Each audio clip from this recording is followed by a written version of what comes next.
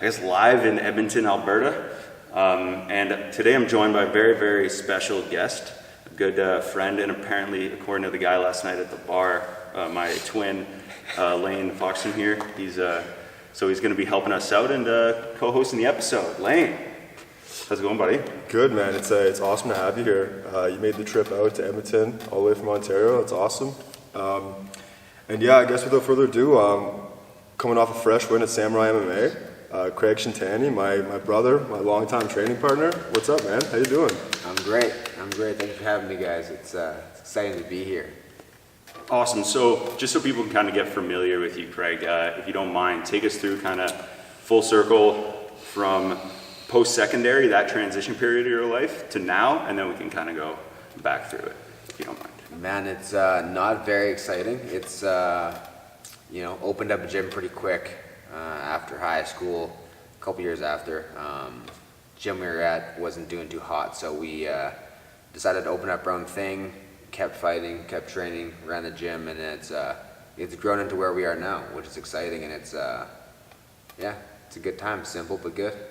Nice. So in that kind of time, what were you doing like on the side to kind of keep everything afloat, or was it always like the business side of it and you just kind of got thrown into the business of it? Yeah, it was kind of just working until we ran the business, and then I didn't have enough time to do much else. So it was, run this, with very little funds coming in, and just try to survive. And thankfully we made it through and we were able to survive off the gym, and now it's growing where, we're doing okay and no other job is necessary, which is always great. But yeah, it was save up every penny we could, get the gym going, and now the team is solid, the gym is solid, and life's good.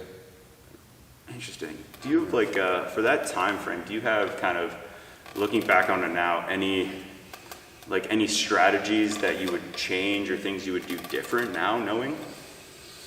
I mean, I would have liked to wait till I was a little bit older to open up a gym, but again, it just happened. The place where we were at before was not gonna make it, so it was kind of open up a gym and figure it out as we went, or disperse, train in basements, be those kind of guys. So I felt like it was kind of our responsibility to keep the team together and try to grow something.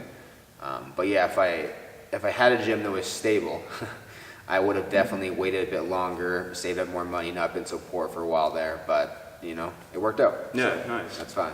And maybe just talk about that a little bit, because I remember I've had the fortunate experience of being with Kingdom since the jump. Mm-hmm. And I remember I've known you for 7 years now, and we were training at this place called The Fire, and and then that's kind of how Kingdom was born, right? Everyone kind of went their separate way, like the Muay Thai guys and the MMA / Jiu-Jitsu guys kind of went our separate ways, and that's how Kingdom was formed. And kind of explain that whole process, because I remember that was kind of chaotic there for a while, and then this is the third location that Kingdom has been at, and it's kind of it's awesome to see it to where it is now. But it was for some reason the previous gym, The Fire, there was a lot of drama there. I don't really know why. It was like everybody was out for everybody. It was just a weird thing. People weren't friendly, which is something that we definitely wanted to not have happen in our gym. But yeah, it was kind of cliquey. I didn't really know who was with who or what was going on most of the time, but we kind of had that group of guys, right? We like the jiu-jitsu guys / MMA guys, and we just tried to hang out and not be involved in that. And then we opened up our own place. We kind of thought we knew who would come, and our group came.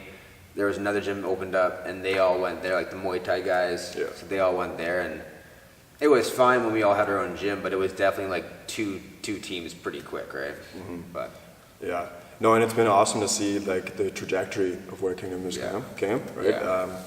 That's awesome to see. Interesting. So I was coming here, and after the first half hour, and then at the end, I was like, Laine, it's pretty clean. Pretty clean place. Been to a lot of places, and when you say, I was telling him when we got back to his crib last night, I was like, dude, for two dudes in their 30s, right, who run an MMA gym, you wouldn't think it's as clean as it is, right? So I was like, dialed in, pretty professional spot. We like to keep it clean. Oh, yeah. We do a lot of cleaning here. That's one thing that's been nice. Like, I've tried to travel as much as I can to see what other pro teams look like, what other coaches do. But a big thing that I take away, it's like I'm a pretty clean person. So I go to a gym, and if it's disgusting, it's like I don't want to be here. No chance, yeah. So, people think an MMA gym is, going to be kind of grungy. It's like, I don't think it has to be. It's like you can have everything that we need, and you can clean it. It's as simple as that. It's like we don't have to be like meatheads and like I don't care about my hygiene. It's like, well, we can be like normal human beings and do MMA. And I think a lot of coaches and gym owners just get lazy. They're just like, well, the gym is built like, any business owner really. It's like once the setup is done, they kind of let people run the show for a while. Yeah. It's like, well, we can show up and clean for 2 hours and then coach. Like, it's not like it's a crazy hard thing to do. Oh, God, no. So why not do that? Have people happy, have us happy, and yeah. And there's nothing, I mean, to each their own, but there's nothing worse than like going into a gym and it smells like a gym bag. Yeah. Like it's just like, all right, well, let's get some work in, I guess. But dude, I've gone to so many gyms where it's like, I don't want to put my gym bag on this floor because my gym bag is gonna have staph. It's like, it's like just sweep it, just spray it. It's super simple. Bare minimum is pretty easy. I don't to get do. it, but What I want to know about the balance, how do you manage to train and focus on your pro career at the same time? Like, what's that balance been like? that's a tough one. Yeah. and then teaching as well, right? Because like you're one of my head coaches. Yeah. Right? Good point. Yeah, it's tough. It's like I'm trying to come in at a good. So I wake up in the morning and I'm with my family. I have a daughter now, so I have family time, and then my house has to be taken care of, and then I come here and I have to clean, and then in the evenings I have to coach. And I'm not going to be a coach that like doesn't know exactly where my fighters have to improve, what their skill set is. Like I'm going to be involved. Right. That kind of goes back to the cleaning thing. It's like a lot of coaches kind of check out and just coach 3 techniques, and that's class, right? It's like I want to make sure my guys win, and I want guys to get to Bellator, to get to UFC, to get to one. I want to be a very, very decorated coach. So finding the time to train is tough. Thankfully, my business partner Aaron is good about that. He'll coach 5 classes at the same time if he has to. He'll do all the cleaning. And then we have a lot of guys like Laine and Mitch Wiles and those guys that'll help out, and they'll clean the gym. They'll do stuff to allow me to train. So having that team aspect is big. It's like, I don't ever want to be like a gym owner that expects you to do stuff. It's like, we appreciate the help, and I think that's the right mentality. If we start demanding things, then it's really business relationship-wise with our members. I just want it to be like, help me a little bit here. I'll help you guys a lot when you're fighting. Yeah. Let's just make it work together. So I'm trying to train during my classes. Long story short, trying to train during my classes, get some time in before and after classes as well, and then lean on my team to help me, basically. Right. But it's definitely a challenge time-wise. There's only so many hours in the day. Okay. So. And there is like I feel like we do have a very strong like team aspect. Yeah. Like whenever somebody has a fight coming up, like everyone's there for the guy. Like when I have a fight coming up, you're always how you feeling today? Like weight cuts and everything. And I feel like that's super important too, to have that camaraderie and like everyone's super tight. Where like there's some gyms where guys just kind of come in and they're kind of there for themselves and themselves only. Whereas I feel like we have a really good like team dynamic. Yeah. So that definitely helps as well. Yeah, I've been to, going back to the traveling part, I've been to a lot of gyms where you go in and you go to sparring and there's 20 or 40 pros and they all have their own coaches. And they're all out, like everybody's fighting. Under the same roof? Same roof. They all come in from these random gyms throughout the area, and they're not trying to kill each other, but they're looking out for their own fighters, and the fighters work with the coaches between rounds. It just feels like, I don't know, there's no team aspect to it. Yeah. And I'm all for guys coming in from other gyms. You need some different looks. That helps our guys too, right? But I don't think you need to have everybody out for themselves. That doesn't build very quickly and very well. So, yeah, we're always going to be on each other. Even if I'm fighting, it's like these guys are all qualified to coach me and be in my corner and help me get ready too. So we all get better together.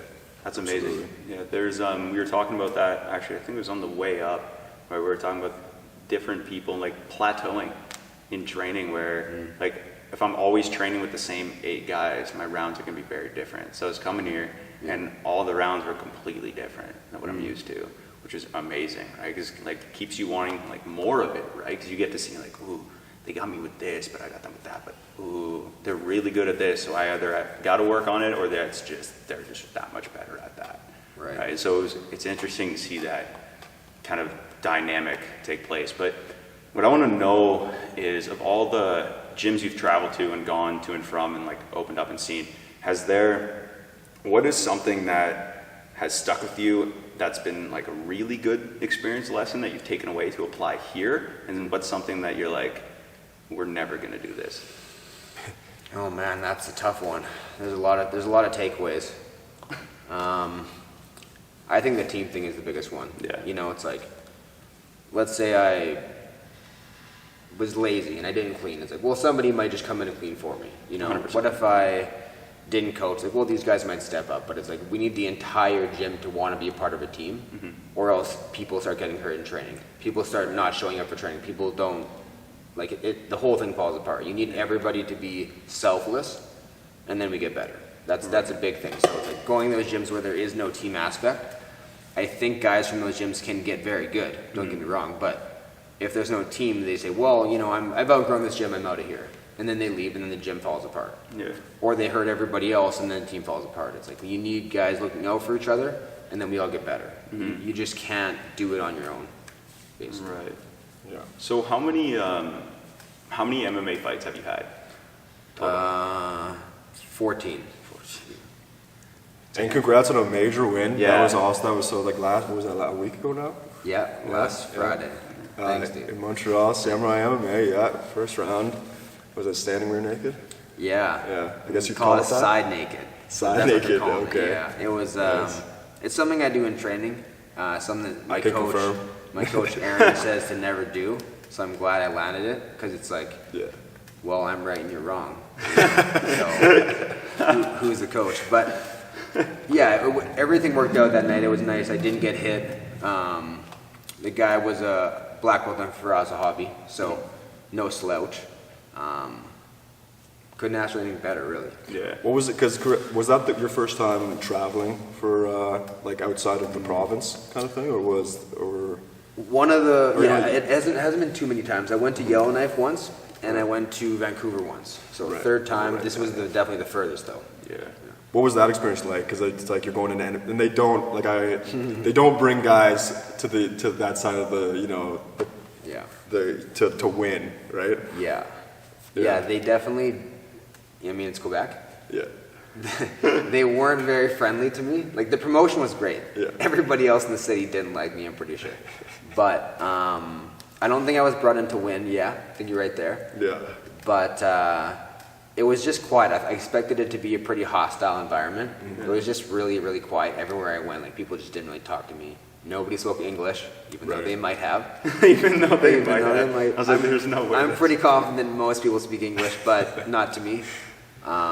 So it was just a weird. I kind of felt like I was in Russia. You know, it was just silent and dark and quiet. But we were also in our hotel for most times, so Yeah. it wasn't a lot of interacting. It was cutting weight, eating, fighting, flying home like 2 hours later. So Yeah. it wasn't. There wasn't a lot of like, I don't know, exciting things going on. It was just.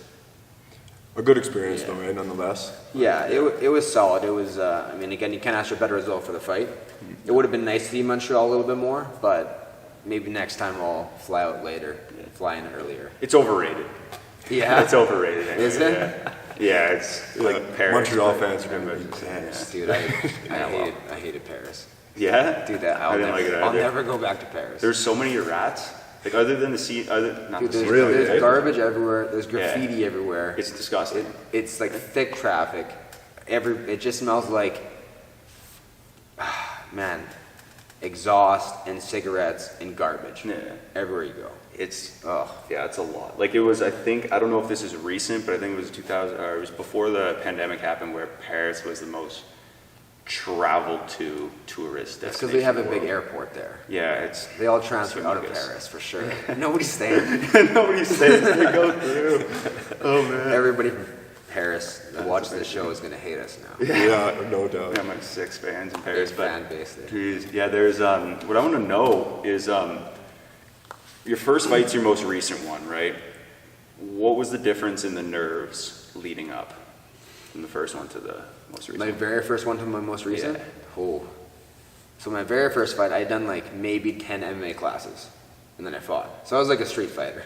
And just so you didn't have an amateur career before that either. No, there Just wasn't jumped even, right there wasn't into even pro. amateur. Yeah. It was just like you fought pro, we fought. It was like one of the first events in Edmonton that I'm aware of, besides MFC. Like it was very, very new back then. Yeah. And yeah, it was like you've seen Here Comes the Boom. Oh yeah. It's kind of like those early fights. Come like, on. There weren't chickens. There Chickens, I was weren't gonna chickens, say. but it was like, you know, it was old school MMA. You know, Chuck was at his peak. Yeah. Randy was at his peak. Like that's a long time ago. Jeez. But Nice. yeah, man, back then I don't remember what I felt really. I don't think I was nervous, but I didn't have, like I said to you before, Laine, I didn't have a brain. Like I fought at 170. I didn't cut any weight. I remember before, so I weighed in at 170. I didn't cut. After my weigh-ins, I didn't have any water. I don't know why. I'm like, I don't need water. And I had a can of beans. So that was it. That was like my post-fight weigh-in. I'm like, I just Come need on. beans. Like beans Ready have to go. protein. They've got sugar. They've got fiber. Like I'm good. So I was so dehydrated. I just collapsed because I hadn't trained. Like I ran on the treadmill a bit. And me and my buddy sparred. And we had pads after and spar sometimes. So I like gassed out. I just like collapsed. I remember my body against the wall, like I'm so tired, and I just like fell down. So that was my first fight. So there wasn't a lot of thought process happening at that time. Into my last fight, it's like it's a lot better. It's kind of like zero. Yeah, it's like nothing to something, I guess. Like Yeah, night and day, man. Because I mean, Yeah. now you're a professional athlete, like honestly the most disciplined person I know, and you've never really fallen off. So it's like it's interesting to hear that from like the beginning to like now, because it's like now you meet you now, and it's like you would Yeah. never think that, right? Yeah. Well, thank you. That's a nice compliment. I think that will help me to coach guys. You know, it's like I've seen all kinds of guys come in and say all kinds of things, and that will lead to, it's like, well, I've been there. I've been the dumbest individual you can be. So you may be really dumb. We can relate, you know. Yeah. But yeah, I wouldn't recommend it for like, it's like don't do what I did for fighting, but let me help coach you because I can correct what you're doing. Because man, we have guys come in all the time and you hear it. It's like never trained. It's like, hey bro, I want to bang. Like just put me in there. It's like they've done like a month of training, or like man, I'm gonna be a world champ. It's like, dude, you haven't had a smoker. Like you've never done a blitz tournament. Like how do you know you want to be a world champ? Yeah. You know, and it's and they they don't last, so it doesn't matter much. They're gone Yeah. pretty quick, but yeah. Oof. And that's good too, because you can articulate like what not to do as well. Yes, Right? yeah. So yeah, that's really important too. Yeah. Dude, when you're in like the thick of it, and whether you're getting your butt kicked or not, or you're winning, what's going through your head in between rounds? Like in the most recent one, like what goes through? That's a great question. Yeah. The last one was Thank you, one round, Craig. so yeah. I haven't had nothing. Yeah. Zero. Zero thought. I haven't had too many between rounds. Most of my wins are from first round, which is nice. So how you want to I'm do not it. the best guy to ask. It's kind of just like chaos. It's like when you're fighting, you don't know how much time is left. Like you could be fighting 30 seconds in, and you're like, it's been an hour. Like I'm so tired. Yeah. You can be 4 minutes in, you're like, I think I'm a minute in. Like you just don't know. The round ends, you like don't know where to walk to, so you're like, go find your coach, walk over to him, sit down, and you're just trying to listen, but it's like you're just kind of, I don't want to say you're drunk, but it's like you're just not thinking clearly at all. You're easily disoriented. So that's why when you're a coach, it's like the simplest instructions possible, and you repeat it over and over, because a fighter will, like, you say something complex, it's like, it's going over your yeah, it's gone. Yeah. And to add to that too, right? Like it's such a hectic situation that in between rounds, like hearing a familiar voice and just kind of bringing things back down to ground level. Yes. I think that's like, I mean, like I can attest to like in between rounds, like just calming, just trying to like ground yourself. Yeah. It's probably the most like what I'm trying to do. Yeah, for the that's most part. and that's why you need a coach that's like actually, like that's why you got to do the proper training. You need somebody who's invested in you, because you hear my voice, you hear Aaron's voice throughout training. Yeah. So when you fight, it does bring you down, it calms you down, and you need somebody that you recognize and that kind of brings you some comfort. Yeah. Cause yeah, man, it's crazy in there. How often in your life do you fist fight somebody who's dangerous in front of 2,000 people on TV? In your It's underwear.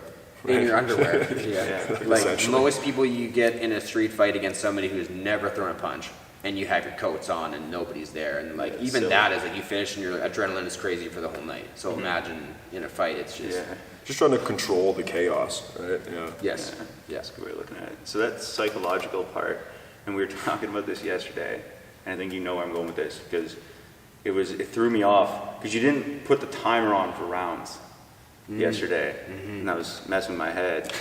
I was like, yo. We do that a lot here. Yeah, I was like, I don't know what's going on. I was like, do I go hard or do I slow? You can't breathe. And I was like, yeah, you know what, we'll just go. It's got to end at some point. Yeah. So is that kind of why you do that specifically? I just really want to know. That's more so to bring out, kind of bring out the crazy in you a little bit. Nice. Not so much for jiu-jitsu, but it's like, just fight. Yeah. Stop thinking so much. Because everybody's like, well, I'll pace myself, I'll do this for this minute. Like, there's too much going on. It's like, when you're in a fight, again, you don't know the time. And you just have to be like, there's ways you can think about it, Yeah. obviously. But one of the ways that I think about it is, I'm going to just fight this guy until he quits. Fair. Or I'm just going to fight this guy, like, I'm going to try to, like, go until the ref, like, literally pulls me off. Like, you have to have those kind of things in your mind. Yeah. So when you're training, it's like, well, I don't want the timer to save me. I don't want to pace myself. It's like, I'm just going until, like, I have to be stopped, basically. And guys will fight different. It forces you to, when there's no timer, to fight more smarter. Yeah. And then, because guys will fight differently if they know that, okay, I have 30 seconds left. Oh, yeah. Right. And then it's also, if you're the one being smashed, it forces you, okay, I'm not gonna quit. I don't care how long. I'm not. It's mentally like strengthens you as well. I feel. For Yeah. sure. It does. It puts you in a It's interesting miserable, spot, but it's, yeah, it's not but it's zero fun. Yeah. Might I add, but no, it makes a lot of sense to do it that way. But what I'm curious about too, Craig, is what goes into like what makes an ideal fight camp for you. Like it could be for you personally, or actually both. You personally, and what would you do for a perfect, like best case scenario, create a fight camp for like Laine, for example.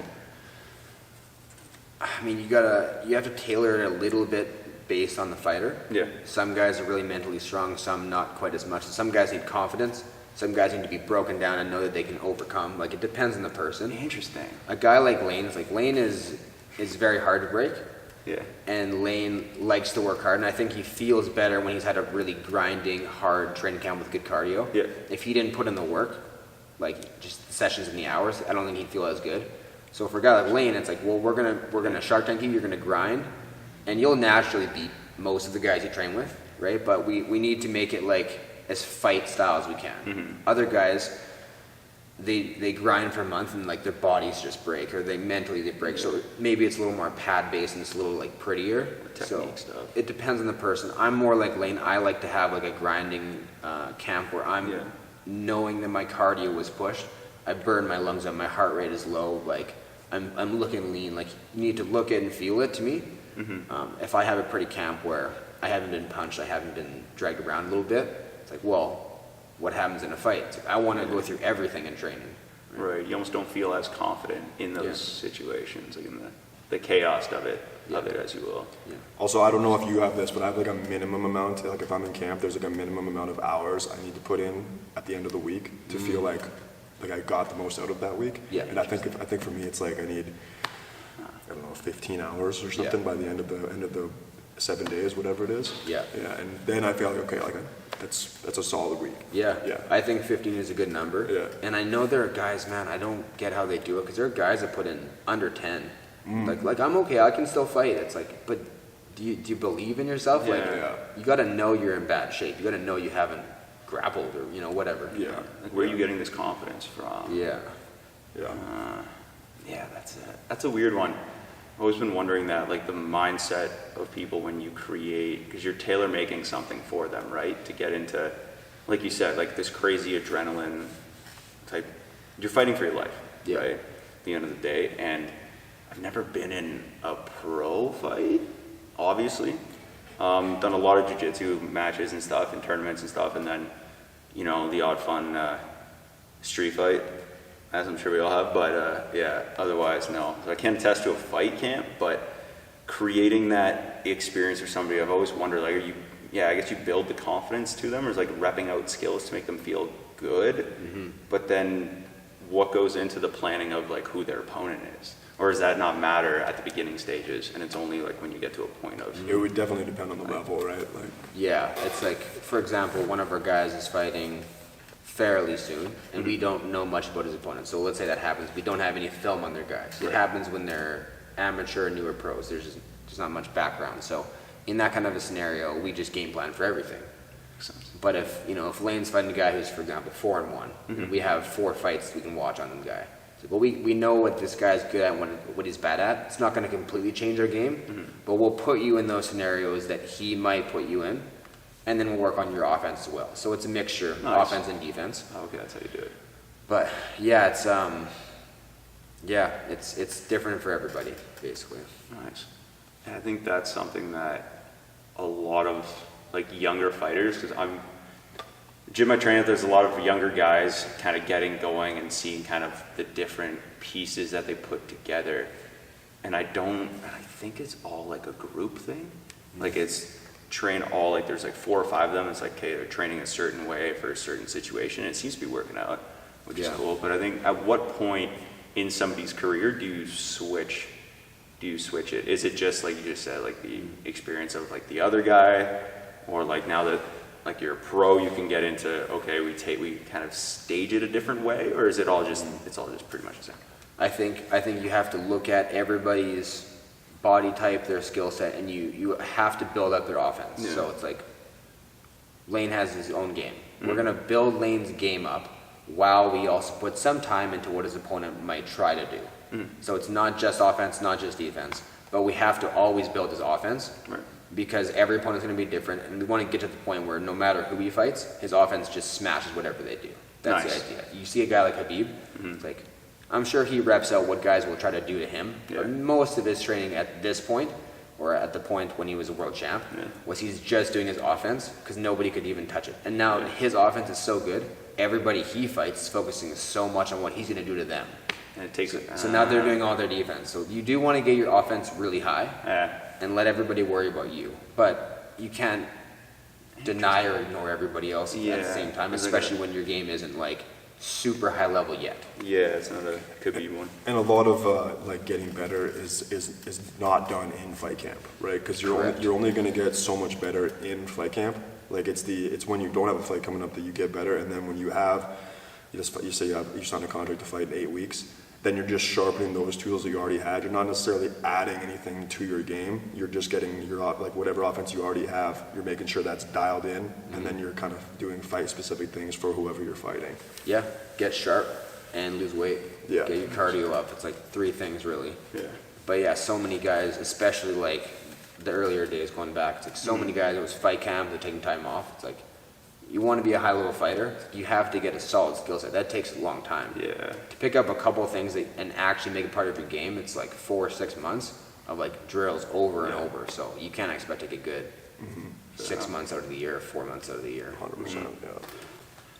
So I want to ask both of you this question. What is something that you've learned so far from your like short or long MMA career that has kind of been applicable in like everyday life? You know? Do you want to go first? Go ahead, Laine. Okay. I gotta think about this one. So many questions. So for me, like one thing that like I'm very young in my career, right? Yeah. But one thing, just through competing and fighting, it's taught me a lot of how to like be comfortable in like uncomfortable situations, right? Like whatever that may be. I feel like I manage stress a lot more or a lot better, I should say. Yeah. Because like when you're in those like super chaotic, like high stress situations, when something in like daily life goes wrong, like, you know, like the dog, you know, whatever it may be, it's like, I feel like those kind of minute things in daily life don't bother me as much as they used to, because I've been through such more like chaotic and stressful situations. I'd say that's probably like the major thing that I've taken away. I like that. Yeah. I'm gonna kind of copy you. I'm gonna echo Laine's answer because I completely agree. It's a confidence thing. and I don't like the word confidence because it makes me feel like I can do this. It's like realistically, you just kind of stop caring, if that makes sense. Absolutely. So if I was driving, for example, if I'm driving around 12 years ago and somebody gives me the finger and wants to fight me, it's like, oh, okay, like I'm getting riled up. Now when somebody like threatens me or says something silly or whatever, it's like, okay, like sure. It's like, how many people that you will meet out in public will be able to like do anything to you physically? It's like almost zero. Yeah. Like there's maybe a couple in like the city, and they would know me and I would know them. Yeah, exactly. So we're gonna be like, all right, see you soon, see you later, see you at the Yeah. next unified event. Yeah. So it's like nobody's gonna do anything to you, so you just don't really care anymore. It's just kind of funny, like it makes it comical. Yeah, for So, sure. yeah. That's It's a cool feeling. I like it. Yeah, no kidding. That gives you that. And then that's not to be like cocky, like I could beat up. Oh, no. anybody. Just the reality. It's like, yeah, I mean, maybe like confidence sounds like, oh, I'm confident, but like it is really just like confident and like, you know, yeah, not sweating like the small stuff, right? Yeah. And you don't go around. Sorry, I'm gonna add to that. You don't go around like being like, well, I can beat everybody. Like do something. Like I don't want guys to do anything, but you just feel like when you get to a higher level, guys won't be able to hurt you. So you can just literally like you could walk away, you could stand there and like move. Like there's nothing that's gonna happen, and you're not gonna hurt them, but you can like have fun with it if you wanted to. So speaking of that, do you have a good example? That's why I'm laughing. I'm really curious.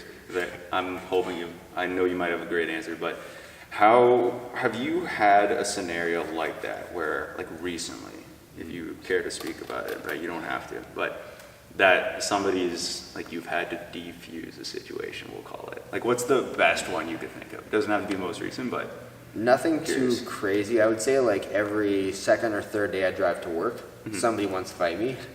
Maybe that's in my driving. I don't know. I thought my backup career is Formula One, which is like expensive. It's not going to happen, but I feel like my skills are there. So I drive to work maybe with a little bit of that in my head, and then every second or third day somebody gives me the finger or yells at me, like wants to attack me from inside their car. So I'll like usually smile and give them some funny gestures. I'll have fun with it. And it's usually like a 48-year-old man who's like got a pretty big gut or something. Or it's like a little, tiny mom or something. So you can just laugh. But it does happen pretty much always when I'm driving, It's fun. And Edmonton has some of the Dude, worst everybody's drivers. so angry and everybody's so bad They're so mad at driving. It's crazy here. Yeah, some of the worst. oh no. Like you'll just be driving on the freeway and someone will just like start driving into your lane. And you like honk politely and they're like, you want to like I'll kill you. Like dude, you were just gonna drive into my car. Just How many times like you're on the highway and it's like you see someone driving, it's like, oh, we can do that now. It's like, that was on our way here this morning too. yeah. Every time. Yesterday was good. There's that lady asking us for, like, she didn't believe that we didn't have a lighter when we were walking your dog. Yeah. They're like, no, Yeah. no. And I was like, dude, should we turn around? Should we give her our back to her? Or do we She was like, convincing me that I had a lighter. Yeah.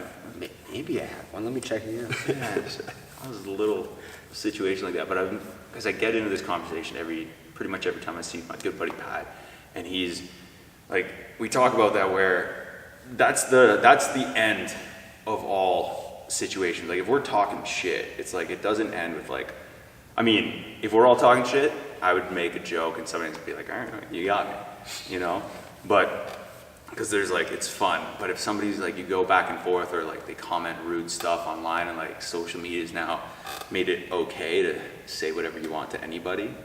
I don't know if it not just get punched in the face. Yeah, right? Like no that's- consequences, right?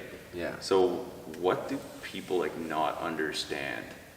Like normal people, what do they not understand? Like what are they missing about like that, like the About, like, violence aspect or I the feel like talking trash on social media. yeah, and like stuff like that, and just like going up to like Well, the I think, sorry, confrontation part. I'll of just it. jump in. Like, I just don't think a lot of people have been beat up, right? Like, a lot of people just don't know, like, what it's like to be beat up, right?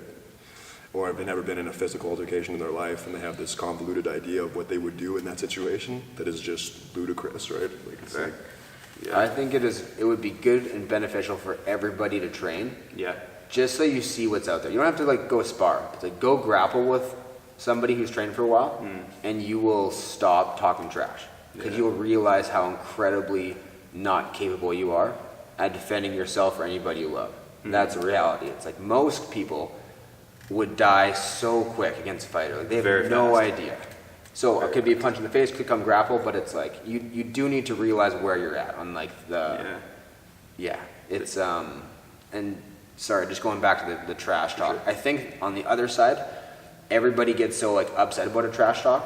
It's like online, I think if you're the tougher person, you just have to have fun with it, same as a driving thing. It's like just don't worry about it because you know what they are. You've seen guys come in on their 3-day trial and you'll see where their skill set is. That is the same person talking trash to you. Yeah, true. It doesn't matter. They can't do it. They can't even run down their block. You know, like don't worry about it. Yeah, Interesting. for sure. Probably the best way to go about it. Like there's I have a buddy of mine, big guy, and he was kind of had that like ego check. I like bringing all my friends. I'm like, look, you don't have to compete or go pro or anything, but I'm like, just come train, just one time. Yeah. And it's when they roll women. That's when I've noticed the biggest difference because they're not rolling. Like it's a one-sided ass whooping, and they're on the receiving end. They at least know that they can count down for 5 minutes. But if they didn't have the timer, they'd be like, what are we in for, right? So every time like they come out of it, I'm like, how do you feel? And they're like, I felt humbled. I was like, I don't think you've ever used that word in your life, and I've known you for like 8 years, 8-9 years. So I think that learning the lesson part of it is kind of, they need some form of in your face, can't do anything, doesn't matter, no time. You know, it's just always forward. Yeah. Right. And they just need to experience that. My little brother's the worst for that one, man. Oh man, every time, like it's just aggressive with it. But I got to a point where. Ever since I started training, it's like, oh, you think you're tough, dude? And then it's like, oh, we'll roll. I'm like, well, whatever. And then roll once, and then after it just gets worse and worse and worse. That you get to a point where it's worse in what way? Worse than like they just get beat up a bit easier every time. Like I'm getting better at it, and they're not doing anything. Okay, so they're still talking the same game. Yeah. But and they get to a point, where they stop. And they're like, all right, you're 2.5 years in, and they're like, okay, maybe not. Well, you just need a memorable experience. So you have to be like, hey, look, we wrestled for like a minute or two each time, and you keep coming back. It's like, I'm not going to stop now for like 20 minutes. Like, you're going to get to the 20 minutes, and then they won't come back. Okay.